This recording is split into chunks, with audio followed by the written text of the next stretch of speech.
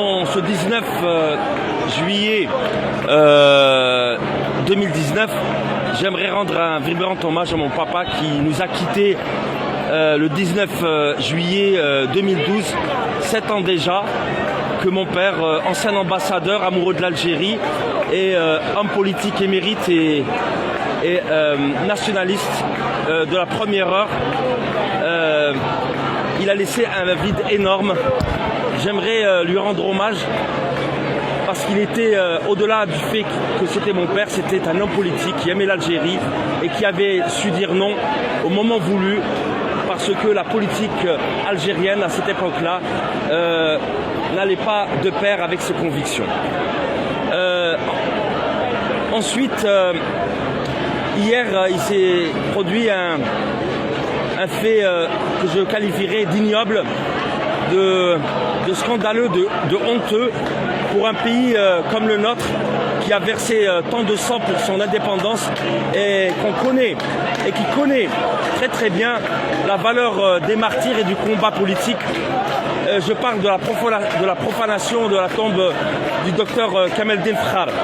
Kamel Delfkhar, un des grands militants, je dis bien un des grands militants de la cause pour la démocratie et les droits de l'homme en Algérie, nous a quittés, mais apparemment certaines mains de l'ombre ne veulent pas le laisser reposer en paix. Que c'est un symbole, et les symboles sont très très importants dans une révolution. Sans ces symboles-là, le pouvoir ne pourrait pas avoir peur. J'aimerais avoir un mot aussi pour ces étudiants qui sont en prison, pour tous les hommes politiques et militants politiques emprisonnés injustement, et pour le grand Moudjahid Bourguiba qui est en prison. Tout ça pour vous dire qu'on ne peut pas en aucun cas discuter ou avoir se mettre autour d'une table avec ce commandement militaire pour discuter, parce que d'un côté ils nous tendent une main blanche et de l'autre côté ils nous tendent le bâton, et nous refusons le bâton qui ne cesse de nous taper dessus. Je réitère au peuple algérien mes souhaits qu'il reste uni, qu'il n'écoute pas ce qui se trame là-haut. Là-haut, il n'y a que Dieu, le Tout-Puissant. Il n'y a ni Gaïd Salah, ni rien d'autre. On a vu ceux qui se sont pris pour des Ramsès II. Où sont-ils actuellement?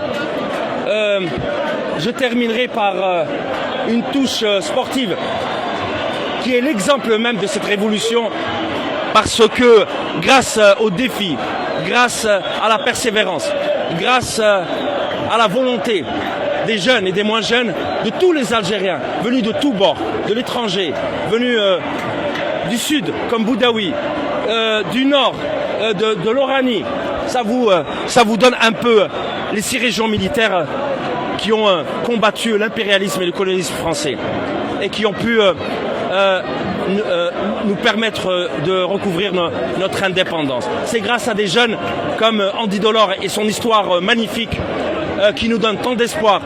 De père mexicain, de mère algérienne, il a fait ce que peut-être ceux qui sont algériens à 100% n'auraient pas fait.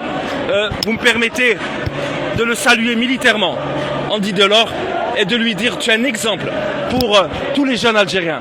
Nous gagnerons, nous lèverons le trophée du Hirak, la coupe du Hirak, comme nos jeunes vont lever ce soir, Inch'Allah, la deuxième CAN de notre histoire. J'avais 20 ans, j'en ai 50 ans aujourd'hui, et je crois que je vais pleurer comme en 90. Je vous remercie et vive l'Algérie.